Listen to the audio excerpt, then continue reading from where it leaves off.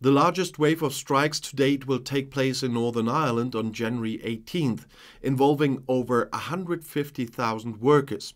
Across the public sector, workers are demanding pay increases and, where appropriate, ensuring pay parity with public sector workers in the UK.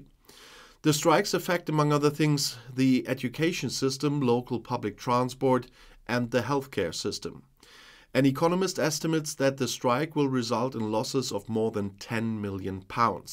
Carmel Gates, General Secretary of NIPSA, the largest union in the north, described January 18th as a kind of general strike. This unprecedented industrial action comes amid the ongoing suspension of the executive at Stormont and the Tory government's refusal to provide a financial package to meet the needs of public sector workers. The Democratic Unionist Party, the DUP, withdrew from the power-sharing Stormont executive in February 2022 amid a dispute over post-Brexit trade arrangements. British Secretary of State for Northern Ireland Chris Heaton-Harris claims that after months of negotiations, many of the DUP's demands have been met and a £3.3 billion package is on the table. However, there is still no sign of the executive power returning. It is reported that DUP leader Sir Geoffrey Donaldson wants to return to Stormont, but hardliners among DUP members are demanding they hold back. Opinion polls show DUP voters favour a tough stance amid fears that the Irish Sea border arrangements will undermine Northern Ireland's position in the UK. Some in the DUP believe that if they wait until a Keir Starmer Labour government that seeks closer ties with the EU comes to power later this year, it will lift some of the controls on goods entering Northern Ireland from Great Britain, which is a great frustration for many unionists at least. Heaton-Harris must call a new Assembly election within a statutory deadline or postpone it again if executive power is not restored by January 18th. Since the Good Friday Agreement of 1998, which ended 3 decades of armed conflict, the Assembly has been more than 40% frozen. The CWI pointed out at the time that power sharing based on sectarian blocks would always mean instability and that the executive would be prone to collapse. Heaton-Harris said that without a functioning executive, the £3.3 billion package, including almost £600 million for public sector pay rises, will not be available. However, this claim is widely interpreted in the North as a means of applying pressure on the DUP to force it back into the Assembly. Northern Ireland's public finances are in a serious crisis. Senior officials in Belfast who are running Northern Ireland in the absence of the Stormont executive have made major cuts to services. The North has the worst hospital waiting list in the UK. No wonder that a dozen unions have so far called for this mass strike on January 18th. We are preparing a general strike for January 18th to force him, they mean Heaton-Harris, to act if he has not delivered by then, said Carmel Gates.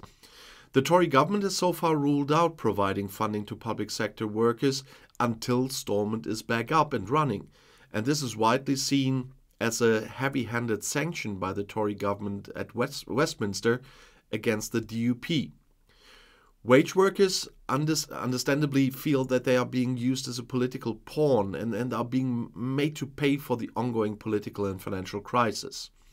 Such is the widespread frustration and anger among public sector workers whose wages are thousands of pounds behind those of their colleagues in the rest of the UK, that not only the larger unions such as NIPSA, Unite, Unison and GMB, but also other smaller unions, including the Royal College of Nurses Union, the Society of Radiographers, the National Association of Head Teachers, the Chartered Society of Physiotherapists, and the British Dietetic Association are also taking action.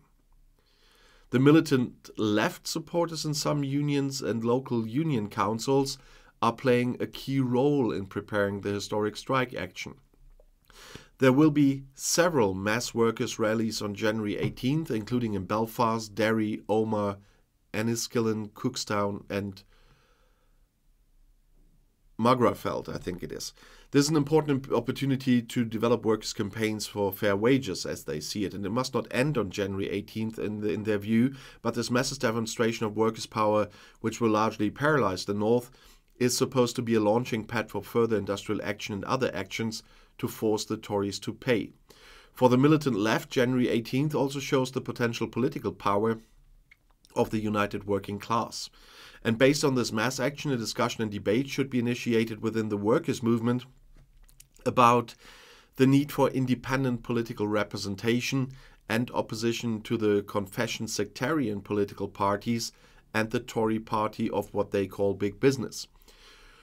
Workers are strongest when they fight with both hands, they say, industrial and political.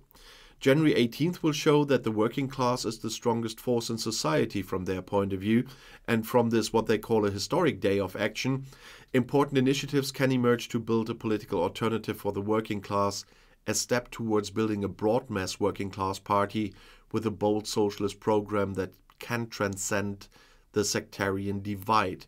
So they are working on a new party from some very left angles there. We will see if they are very successful with that. But there is also an independent party from the usual both sides of the trenches, and that's the Alliance Party. So it's not that there's no alternative to the still denominal sides. But if you want to know more about Brexit or UK politics, the next video is right here in the end screen. I'll see you there. I'll be back.